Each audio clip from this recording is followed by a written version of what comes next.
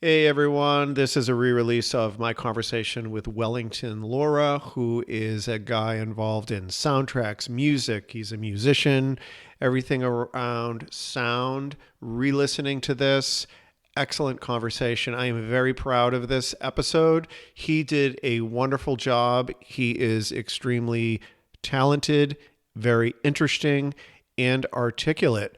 One notable aspect of this conversation is I was just starting to learn piano when we did this conversation about 5 years ago. So I am chiming in with my thoughts on music and piano, and it's kind of cute. I didn't really know what I was talking about looking back on it, and I probably would have handled myself very differently if we were having this conversation today.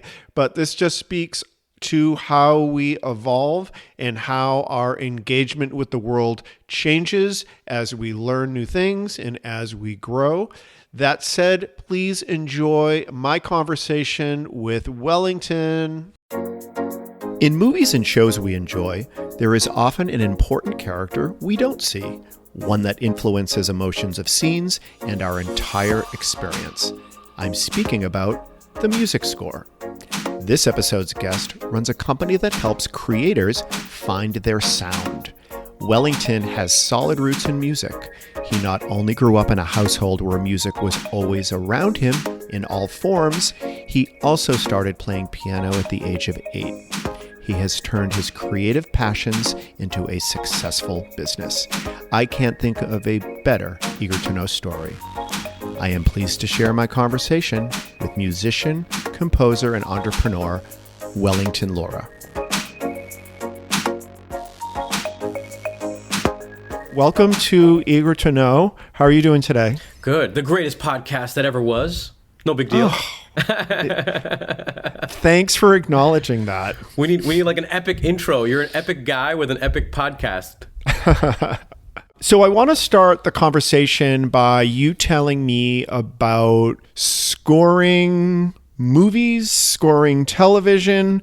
I know nothing about scoring. I know that I go to movies and I hear music, and sometimes it registers to me, sometimes it doesn't. So I want to know all about that job and what that universe of scoring. So it always starts with, a brief, where you'll receive a brief from a producer, a director, someone in the space that's needing music for their project. And it's usually preliminary, where they'll give you some ideas of scores that they like, some songs that they may like. And it's basically our job to figure out how to give them that feeling without copying it, in a sense. Gotcha. So it isn't necessarily that they like them, but it's that they feel like it expresses or extends their movie. Yeah, it evokes the emotion that they want to portray in their film. Okay. And so it's all about emotion. Correct.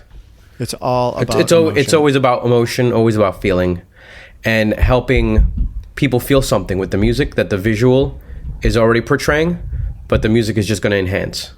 Have you ever seen the movie Clockwork Orange? I have not. Okay. Well, there's a couple of scenes. It's a very dark movie, very gruesome movie in many ways, but yet there's some parts of it that always seem to go back to the score of Beethoven's Fifth Symphony, which is very epic, very upbeat, very also powerful. And, Kubrick obviously is a genius at what he does. And I think that there was a reason why he chose that soundtrack for a lot of the scenes in the movie, because they were meant to evoke something or say something. And that's what I think, movie scores do. They help to either help you feel something, or maybe help the director or whomever portray a certain message that you want, that needs to be delivered, that maybe is not necessarily being delivered with the video or picture, but sonically, Yeah. What comes to mind is Jaws. And I had heard that Steven Spielberg had said that there were so many problems with the mechanical shark in filming Jaws that they had very little footage that was usable for the shark. So he ended up using the score as the shark. Yeah, that makes sense. That makes a lot of sense. And it's one of the most well-known scores ever of any movie. and which is interesting because it's simple. It's simple. That's what I was just going to say. It's so simple and immediately recognizable, and it evokes that emotion. Yeah. I think we as composers, we tend to overthink things when sometimes the simplest route sometimes is usually the best route. Is there a lot of dialogue that's going on when you're trying to, between you and your client, or is it mostly just sending them music? It all depends on who I'm talking to. Some people trust in the process, and you present them options, and they can usually see the vision. Sometimes they have their own vision, and you may not be necessarily getting their vision to where it needs to be. So there's more dialogue there. But in essence, it's always a discovery. It's always a journey to figure out where we want to go and how, we want to take someone on this journey musically and sonically. That sounds so interesting. And it sounds like you need to be comfortable in going on a journey where you're not in a situation where you have a locked down plan. You are, and this is the creative process in general, but you have a starting direction and it is a journey, as you said, and that's something that you have to be comfortable with. Absolutely. When I first started, I think there was a lot of discovery of my own. Like I know I was given gifts as a young child when it comes to music, but I was never confident in those gifts until I actually started to get into it and actually do the work and realize that, I knew where I needed to go or how I could help people find their sound, but was never confident in that. And it took many years to obviously get there. And then, it's still a journey, but I think that doing it for as long as I have has given me the confidence to know and understand where I need to be at and how I can help others find where it is that they need to be at when it comes to music. Nice. Helping others find their sound. We all have a frequency, right? Our beats, our hearts are all beating, and we all vibrate at a certain frequency, and it's like trying to figure out what that frequency is. Nice. I have so many things that I want to talk to you about, but let's go back to your gifts as a kid. You mentioned that you were given gifts as a kid musically. Can you tell me about that? What is that? Yeah, it's hearing things that I think that nobody else could hear, right? Maybe as an artist you can relate, where it's like you can see things and interpret them with your painting that maybe others could not do, right? When did you realize that you were able to do that and that other people couldn't?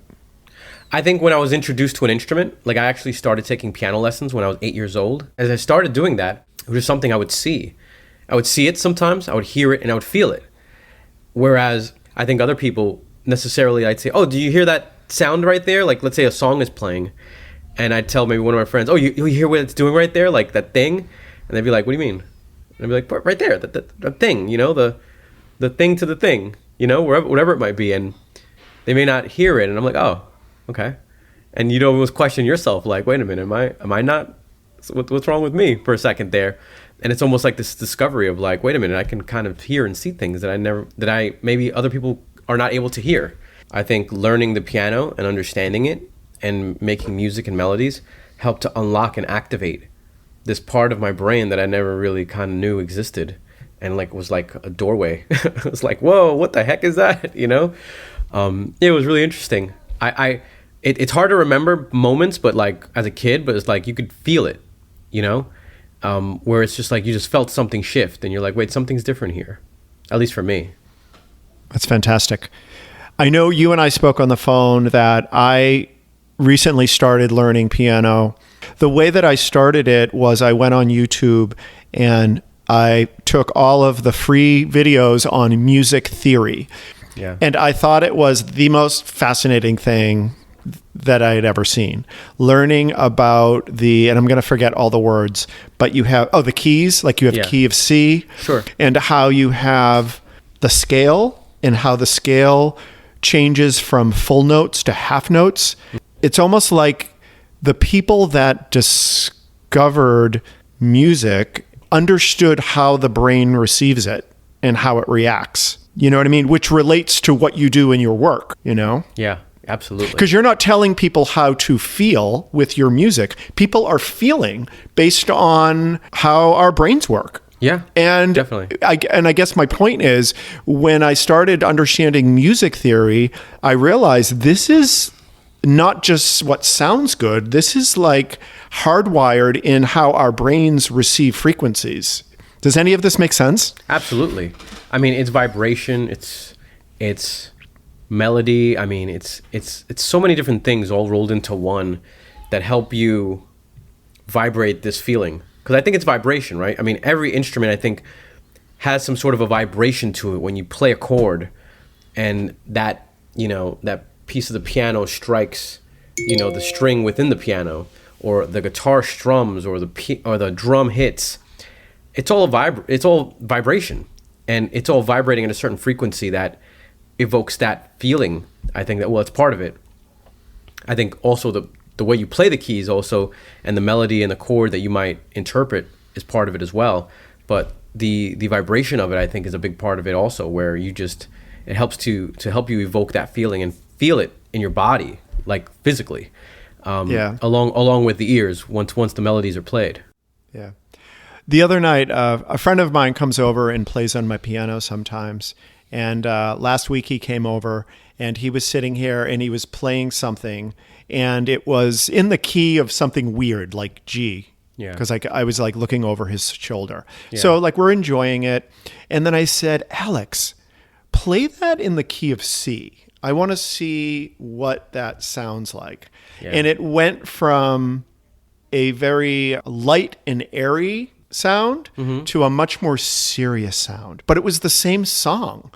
So cool. Yeah, it's interesting how just a couple of notes can change the whole feel of something. I mean, if you change the key of something, I mean, it's like a totally different piece, literally. And will make you feel something totally different. Like G to C, or a C major is more happier, but depending on where he took it to, if it went darker, possibly a minor key, because usually minor keys are darker, not all, but mostly are darker and more dissonant. So yeah, it's like crazy how you can just change that just with a couple of notes, and it's just something totally different. Learning piano is basically executing somebody else's creative, vision or creation, and you're just reproducing it. At some point, I know that it changed for you where you were creating your own thing. I know that you got involved in a band where you guys were writing your own music. Tell me about like that experience of having all of this foundational knowledge of how music works with years of piano to actually creating music? I always played music, always created my own music, like, just on the piano. And I really wanted to play in a band. And I had an opportunity to play in a band. It was a Dominican band that played merengue, which is a form of Dominican music. And it was the first time I was ever in a room with like 10 other musicians. We had trumpets, saxophone, congas, drums, and bass and piano. And I'm just like, whoa, it was like overwhelming, but exciting at the same time. And I got to understand and see what it was like to be and play with live players, other people's music. And it helped to kind of introduce me to like, okay, I think I can make music for the band that needed new music at the time. And so I would buy these little MIDI keyboards, and I figured out how to connect my MIDI keyboard to my my computer at the time, which was like a Dell. And literally Frankenstein the thing, took out the sound card, replaced it with the newer, better sound card, connected it, and just figured it out, and started to make arrangements and started to compose music for the band. And, I composed the music that they would play live, and that was like a crazy thing, because being able to create something and then them actually play it live was kind of a crazy feeling. What was it like to compose something and then have a band play it for the first time? Like, what's that like? It was amazing. It was difficult because it's like all I was looking for was the mistakes. It's like, oh, I could have made this note go this way instead. Or, oh, I didn't really write the right, melody for the trumpet players. I should have done it here instead. Because doing it live versus, me and my computer, two totally different things. I'm using the MIDI sounds of my computer versus like a live trumpet. And it helped me to understand just like what a real trumpet might do versus like what my fingers playing a MIDI trumpet might do. Because I didn't take into consideration that trumpet players and saxophone players need to breathe. so, so I would play melodies very like in a not organic way, thinking that, oh, I should be able to do this, but not understanding that is like, it's blowing, there's a lot more other mechanics involved. How did you get involved in actually scoring music? You have this foundation of learning piano, learning music. You transition into creating music for your band, which I guess is somewhat of it's your creative vision. Mm-hmm. Then you transition to helping other creative people find the sound for their creative project. How did that happen? So I've after my band, like I always loved creating music, and like it was really just for myself. I thought maybe I could create music for artists, or that could be a route, which I did take and ended up I did create music for artists later on. But at the time, it was more like just me discovering like being more visible, I guess, putting myself out there, like that I created music period.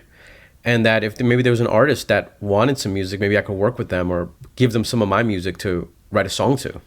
Did you put yourself out there with a sense of confidence, or did you put yourself out there like, I hope people don't laugh at me because I'm coming off as a composer and I don't have a lot of background. Tell me about the emotions of doing that. Yeah, I'll tell you, like when I first started making music, I was very confident.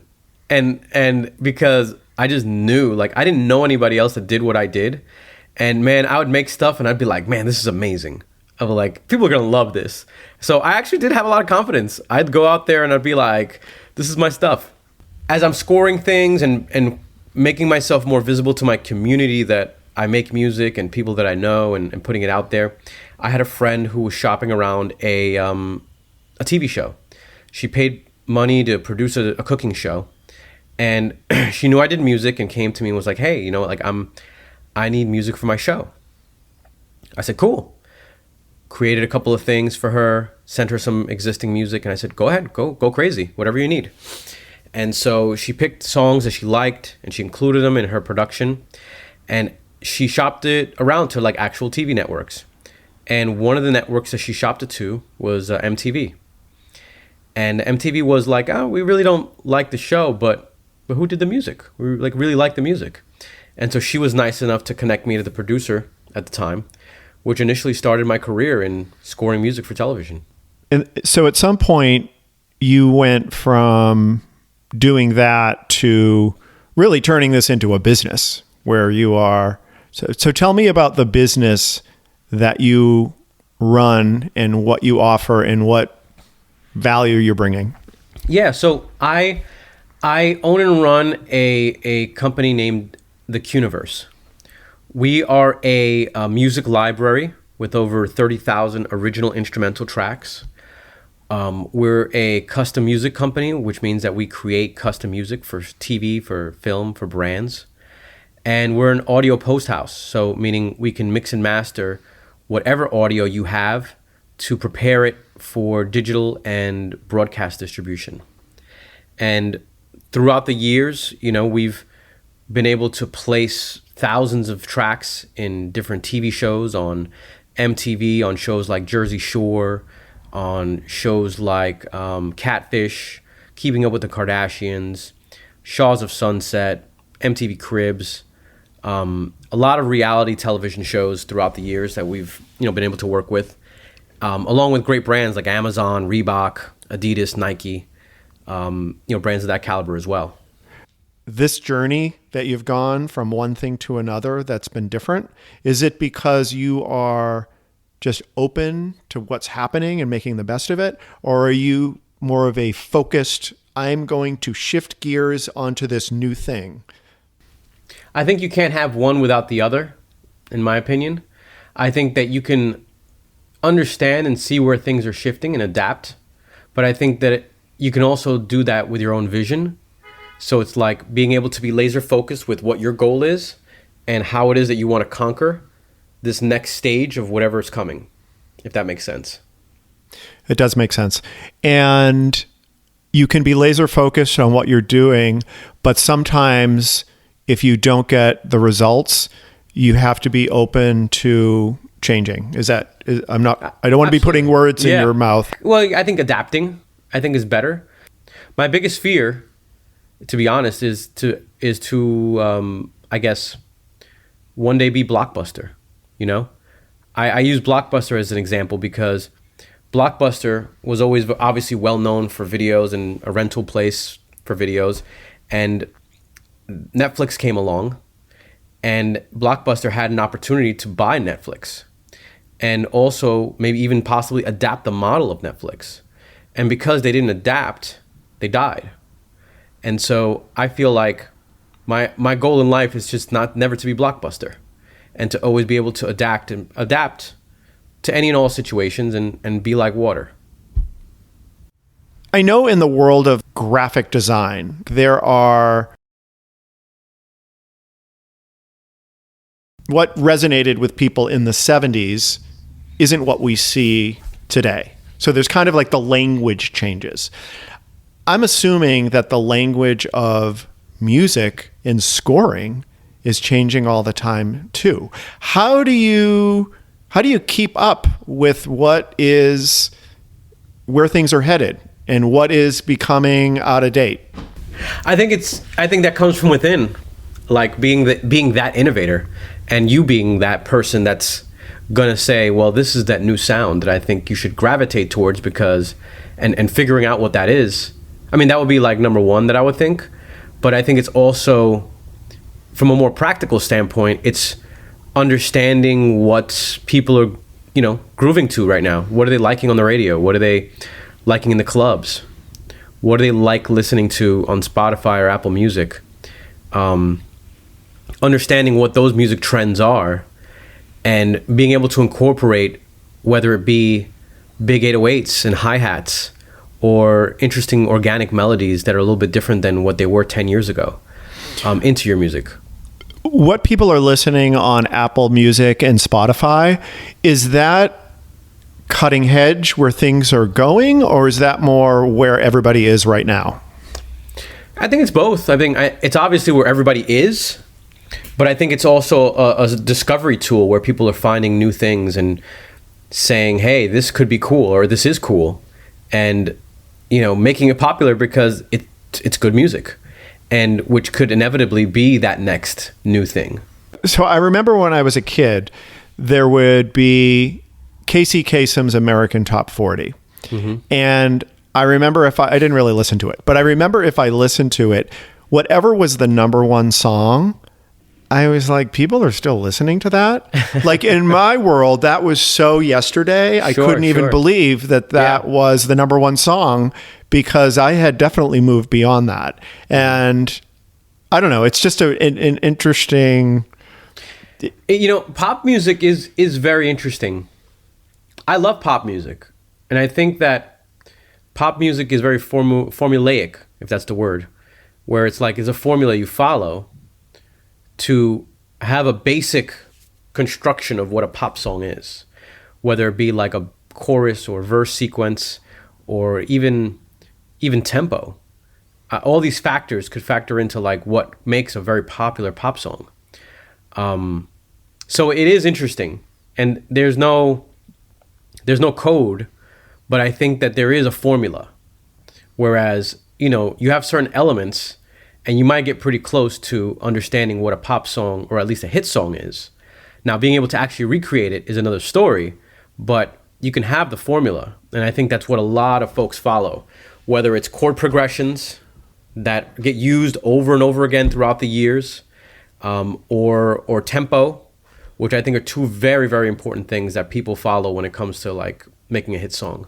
I remember when Madonna's Like a Virgin came out, and that song sounded so different from anything that I had heard as a pop song.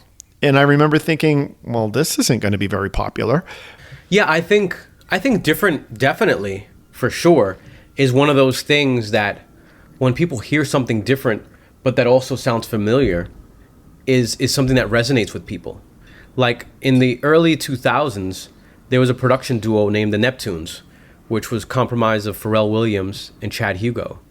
And they had a sound in hip hop and in pop and in R&B that was just so different that you couldn't stop listening to it.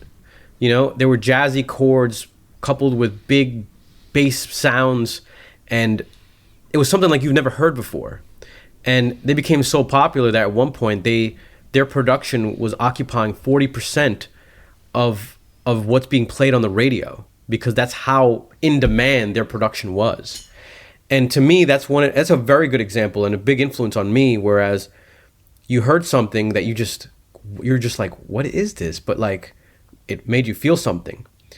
Well, cool. I think what you're in for work is such a powerful medium. Obviously, you know better than I do, but I mean, music is so universal, and also it taps into a part of our brain that is very much tied towards memories. I mean, when you hear a song, I think at least when I hear a song from like the 70s, Yeah.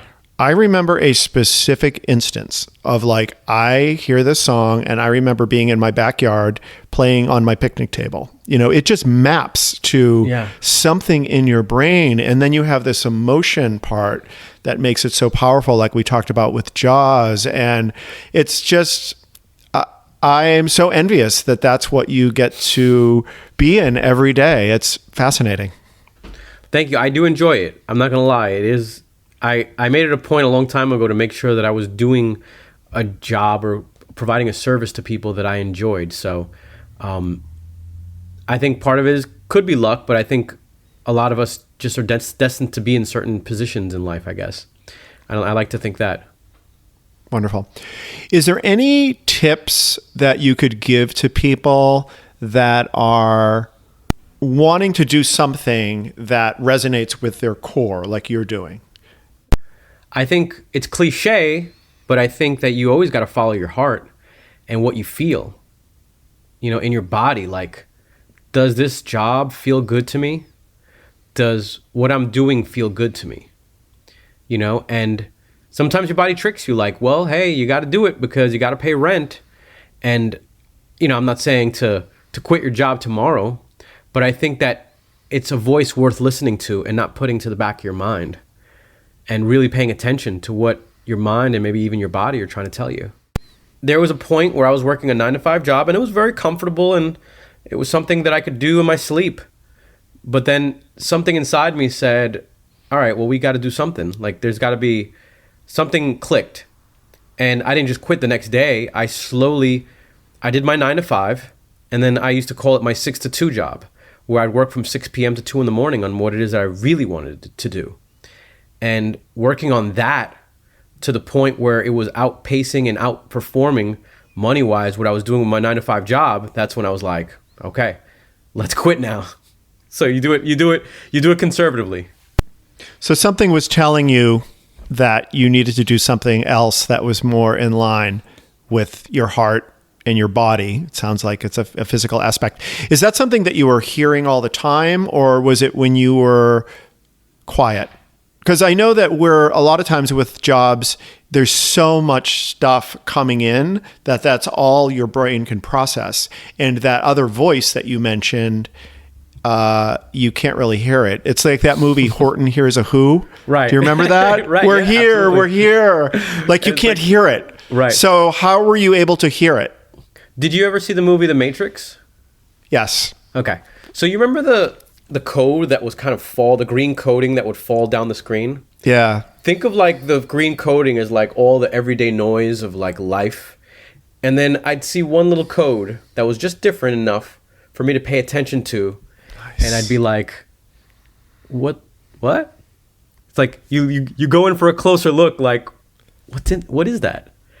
And it's like, you know, you being told to take the, you know, I forget what pill it was, the red pill or blue pill, and it's like, oh, there's something else there, something trying to break through to send me a message. And I think we as people conditioned in the society that we're in, we don't really pay attention to these things sometimes. And I guess it broke through enough for me to pay attention to and actually listen. I guess that's the best way for me to describe it. Awesome. Well, it sounds like it is good that you listened. It's good that it broke through and you listened. Absolutely. I have a lot of gratitude for what it is that I'm able to do and the gifts I've been given. So I just try to give those gifts to the world in any way that I can. Wonderful. Wellington, thank you so much for talking to me. This was awesome. Thank you, brother. And great to be able to share this creative space with you, another fellow creative. So thank you. My name is Ricky McGuckran, and you have been listening to Eager to Know, the podcast. If you haven't already, please go to Apple Podcasts and subscribe, rate, and review this podcast. Join me next week for another Eager to Know podcast.